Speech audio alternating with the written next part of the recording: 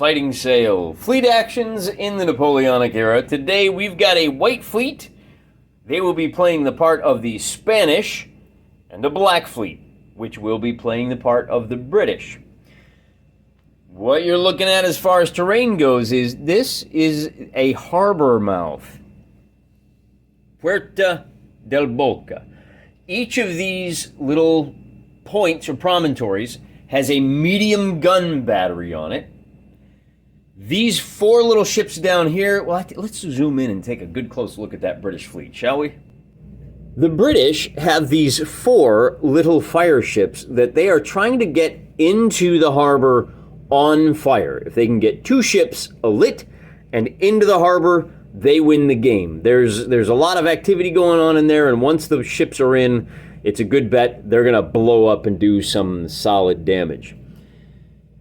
In addition to those fire ships, they are going to be escorted by the HMS Beans on Toast, a third-rate flagship that's staffed by marksmen, both of these ships.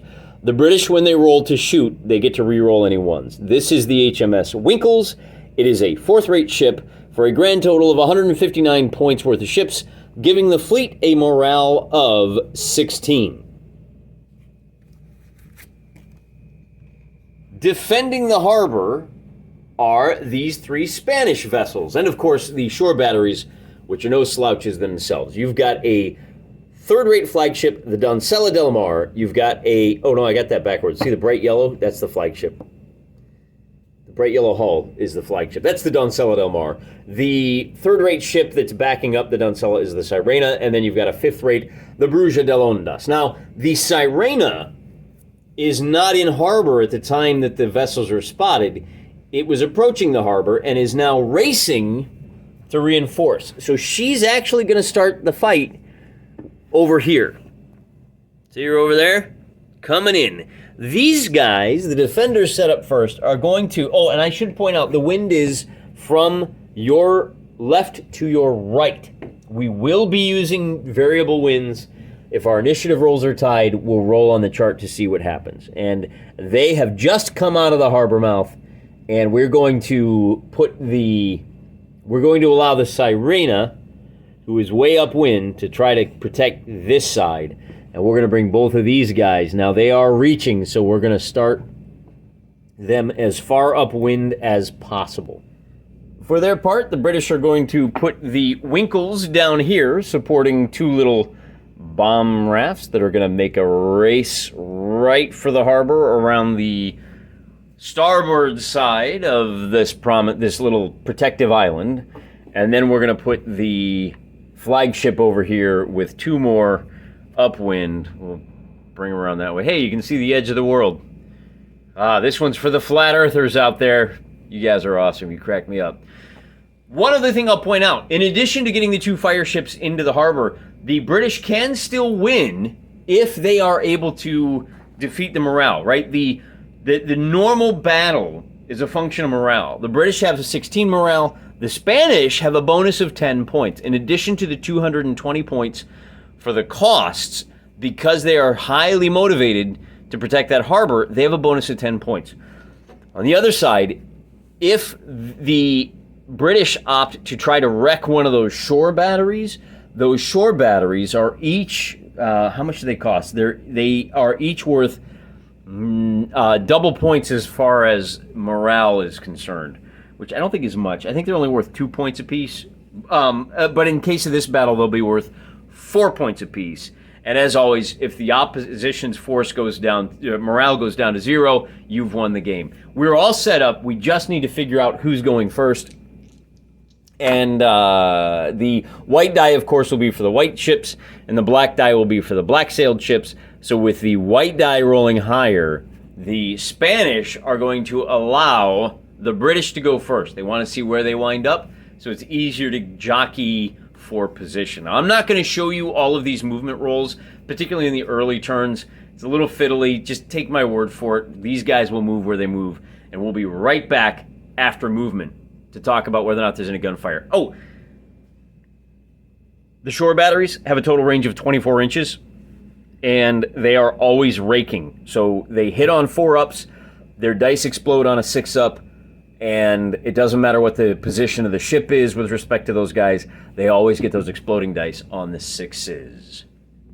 First turn movement is nothing too shocking. The British have just kind of crept out from their corner of the table. Couple of things to point out. This game is designed for a 4x4 foot table. I'm playing on a 3x2.5 foot table. Standard folding table we got here. I start my ships off on the table edge, not up to 6 inches within. Buys me a little bit more maneuver room. I'm okay with that. I get stuck in a little bit quicker. The other thing I should point out is how these fireships move. They have a sailing dice just like everyone else in the discipline die. Once they are on fire, they only move straight ahead 4 inches, or 2 inches if they have an anchor token. After movement, the crew can take a discipline check, and if they succeed, they can, well, it says they can start the fire. That's going to detonate this guy. At the beginning of a turn, where they've got 4 damage tokens, they blow up. And they do buku damage to every vessel within 6 inches. Keep that in mind as we move forward.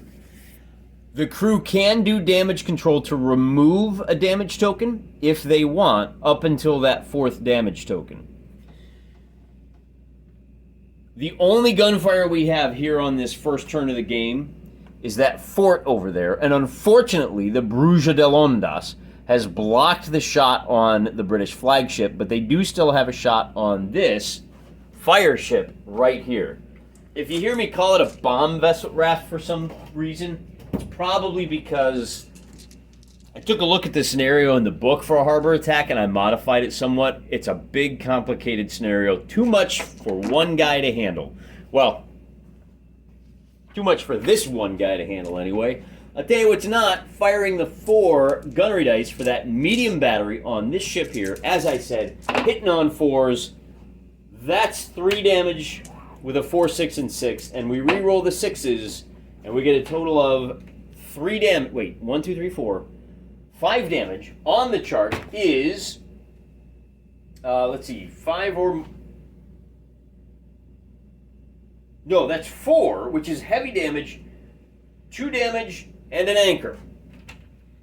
So this one bomb raft is already in trouble, and boy, that's going to be hilarious if it blows up and damages these 2 ships right off the bat. That is the end of turn number 1. Now we got to roll for initiative for turn number 2. And once again, with a 1 and a 2, the British are forced to move first. Now I am going to roll the movement dice for this guy. He moves on 5 up. He's only going to get to go... Oh, no, I'm sorry. He's got an anchor token. That 6 is the only movement he's got. So he can move 2 inches ahead. And he's gonna come around so he's not in trouble. Now, he cannot remove these damage tokens until he removes the anchor token, which requires a discipline check, and they have a discipline of 4, looking for 6s. He gets the 1, 6, and at least the anchor comes off until he gets shot again. Otherwise, we're right back into the boring old movement. I'm gonna roll. We'll come back. I almost forgot, these guys have a hull of 1. They do get to make a defense check.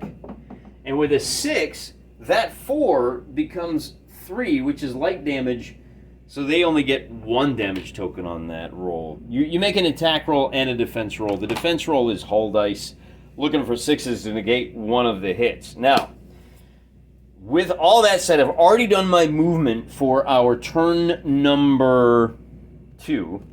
We got to take a look at gunfire, and none of these ships have an attack. This ship actually does in this direction. He's got a raking shot here if that vessel is in range, which it is. So hey, why wouldn't you take the shot, right? Of course, our gun batteries have, oh, you know what? The Sea Witch, Bruja de Ondas, has once again put herself in the way. I think we do have a shot at this from the shore battery again. And of course, that shore battery has a shot at the Winkles as well. Let's start on this side. We'll just do all the gunfire over here first.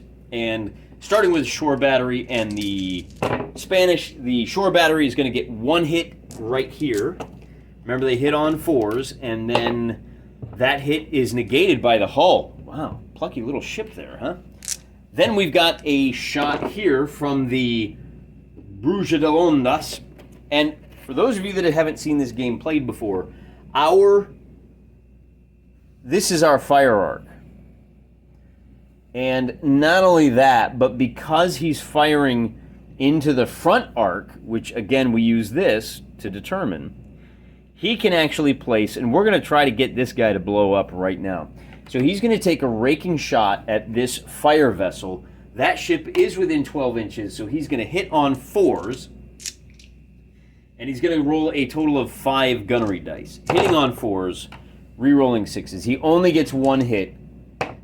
And failing to save means that the ship gets an anchor token. So he's not going to be able to put that fire out. And because he had that at the start of the turn, we needed to roll to see if the fire spreads, which it does. So, hey, at least he's up to 2 and not 3. And you can see these guys have turned and are trying to get the heck out of the way. Then we got to check to see if we have a shot here. And he does, but that's going to be a bit of a long shot. The flagship is out of range, but he is not. It is a raking shot. There's no explosions, so you can't really rake at that distance. But the Doncella del Mar has a gunnery skill of 9 dice. A whopping 9 dice, shooting at that fire vessel and hitting on 5-ups with no explosions. She still manages to get 4 hits on a vessel that's only got a hull. Well, that 6 is going to negate one of these, so that becomes 3 hits on this fire ship, and 3 hits is going to be damage and anchor. So we'll put those chasing him around like that. As we said, none of the British vessels over here have any shots. Once again, the Spanish are going to, if they're in range, they're going to want to take out these fire vessels. They've got something important to protect back there. So 4 shots, hitting on 4s. That's going to be a miss there. And I don't think there's any other cannon fire on this side. So we got to roll for initiative. We don't have any boarding activities. Cannon phase, yep, rolling for initiative. And this time around, once again, the British vessels have to move first. At the end of movement on this side, our our fire ships are only able to move ahead 2 inches because they have the damage tokens, and this guy was able to pass his discipline check and at least get rid of the anchor test. This guy, man, if he takes one more, he's going up in flames.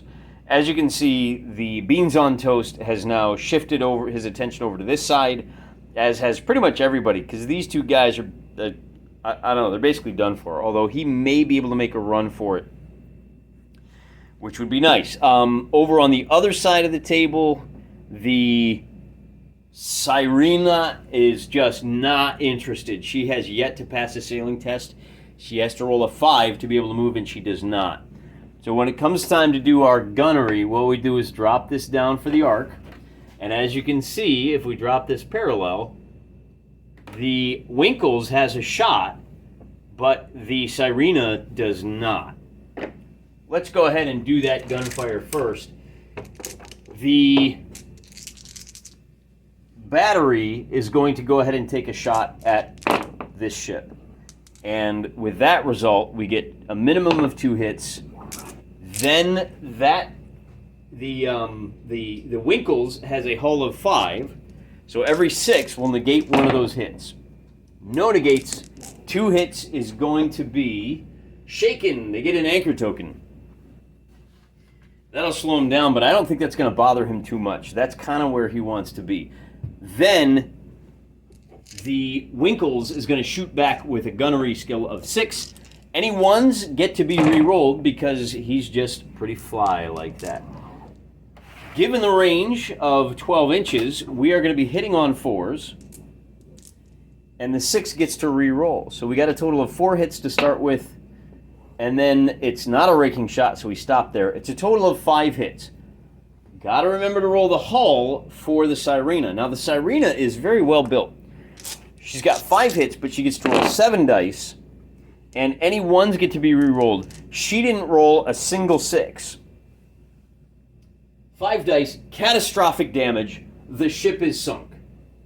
And I just happen to have some shipwrecks.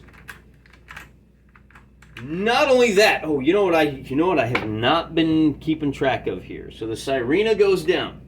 Now those 5 hits means, and this loss of the ship combined for a total of 12 lost morale. However, I should point out, these bomb rafts over here have taken a total of 1, 2, 3 hits altogether. So the British morale clock is at 13, and even with that sunk ship, the Spanish morale is still at 20. So the Spanish still got to be feeling pretty good about this. That said, let's pivot over just a little bit and take a look at this side. I'm going to let the shore battery fire first. And of course, he's going to fire at the flagship over here. 4 dice, hitting on 4s, no hits. Then we're going to check our... All right. The flagship is going to have to fire at this vessel over here. Flagship on flagship. The British Beans on Toast gets to roll a total of 8 dice to hit. And checking the range, because it's beyond 6 inches, here's our 6 inches right there, he's going to be hitting on 4s and doing explosions on 6s. We got a total of 2 hits with the potential for a couple more. 3 hits altogether on the Doncella del Mar, who's got a hull of 7, so 3 hits. And remember, we re-roll 1s. So the 3 hits becomes 2 hits, and 2 hits is shaken, gets an anchor token. So she is only moving on 6s next turn. But she does get to return fire. In fact, I think both of these vessels get to return fire. And because the Bruja del Ondas is a 5th-rate ship, I think she gets to combine her dice. And I'm wrong. After checking the rules, it's just the brig. So this will be 2 independent shots. Let's talk about that for a second. They're going to fire, and whatever damage is done, you get to roll hull dice. Then they'll fire, and you get to re-roll those hull dice. So that's where combining shots becomes devastating, because instead of rolling a total of 7 hull dice against all of these attack dice, they get to roll 7, and then again another 7. Let's see if it makes any difference in the end. The Doncella del Mar, as we know, is beyond the... it's beyond 6 inches, so she's going to roll 9 dice and hitting on 4s for a total of 3 damage. The Beans on Toast has a total of 7 hull, so 3 damage minus any 6s. Only 2 damage is going to stick him with an anchor. And I think you got to be happy with that outcome if you are the British. Then the Bruja del Mar is going to be firing with a gunnery skill of 5. The Bruja del Mar, now here's a question. Is that a raking shot? It is not, but it is within 6 inches. So we're hitting on 3s, and 5s get re-rolled. Total of 4 hits with the potential for 1 more. 5 hits altogether. And our 7 hull dice is only going to negate 1 of those. So 4 on our damage deck is heavy damage, 2 additional damage tokens, and an anchor. Now, he already has an anchor, so you don't get 2. But those 2 damage are going to be difficult, because once you have taken damage, you are considered crippled, and your gunnery dice are halved. I'm going to put that little token right there just to remind me that he is crippled. And that's it for the turn. So the British are really taking it on the chin, and they're really struggling to get these 2 boats lined up properly, these 2 fire rafts on this side. Not only that, but they've got help coming over to wipe them out Let's see what happens on the initiative roll. And this time around, the Spanish are going to have to move first. The flagship was not able to move this turn, didn't roll a 6 on the sailing dice, but was able to get rid of the anchor token. You got to like that. The Bruja de Londas has now moved up to put herself in a position for a raking shot. It's going to force this guy, which normally wouldn't work, except that because he's crippled, he's going to have a hard time sailing. The British over here on the right are using the Winkles to screen that shore battery. Of course, there's no fire across this island either. So these guys are about ready to make their turn and their final run in. Now, I paused here to show you what happens when you've got this kind of situation. I'm going to start over here. Remember, the first thing we do is, does this fire spread? It does. Now, the turn starts, and then you roll that die. This ship, at the beginning of the next turn, is going to detonate. So let's see what happens to this ship. And with a total of 1, he's only going to be able to move up 2 inches. Oh, no, we don't roll for this guy. Keep forgetting. He just automatically moves up 2 inches. He moves straight 2 inches. Oh, no, I got that wrong. He moves 4 inches because he does not have an anchor die. And so he's got 1, 2, 3, 4, 5. He basically needs to just spend 5 turns drifting forward. The last ship for the sailing we have to roll for is our flagship. He rolls 4 dice, and he is succeeding on 4s because he is now running. He gets, oh, and I'm sorry, he only succeeds on a 6 because he's got that anchor token. So he's going to move up to here, and then that's all he's going to be able to do. Except he does get to make a discipline check to see if he, and he is well disciplined. We're going to roll 8 dice to see if we can get rid of that anchor token. And with a 6, the anchor token goes bye-bye. And then we can also make a discipline check on 4 dice for this fire vessel over here. He does not get rid of the anchor, so we are now completely done with the moving, and we're ready to do some shooting. The flagship over here is going to take it on the chin from both of these ships one more time. I'm going to go ahead and do all of the Spanish firing first. We'll start with a shore battery who's got a shot here, and he gets 1 hit. And let's see if this guy can, nope. So 1 hit, drops an anchor just to slow him down and give that fire a chance to spread. Then we're going to do the Spanish here and the Spanish here. The flagship, Doncella del Mar, is going to roll a total of 9 dice, 2, 4, 6, 8, a 9. And she is, let's check the distance, measure mast to mast. We are at 6.5 inches, which is not good enough. So we're going to be hitting on 4s, exploding on 6s. So we got a total of 3 hits plus 2 more dice. So that's 5, 6 dice altogether. 6 hits against a hull of 7. 6 hits becomes 5, and this ship is no longer beans on toast. She is just toast. Those 6 points of damage, 5 points of damage, reduce the attacker's morale down to 8. The sinking of the ship knocks it, oh no, it's hull down to 1. And I don't know if that ends the game or not. Does this fire spread? It does not. Oh, and then he's no longer crippled because he is sunk. Oh, you know what though? There is an important rule I forgot. When the flagship sinks, the game is over and you've lost. That's the 3rd way to end the game. So I wonder if the smart play in a complicated scenario like this isn't just to throw everything you have at the enemy flagship. Or if that rule doesn't apply when you've got complicated victory conditions like, look, we're just trying to get into the harbor. Either way, this game is definitely heavy on the offensive power. So to balance out our scenarios, we really needed to give the British a lot more than a 60-point... we needed to give the British... We gave the British a 60-point deficit. They only had 160 points worth of ships. Maybe this is one that needs to be an even fight. I'm not sure. I'm not sure this is well balanced.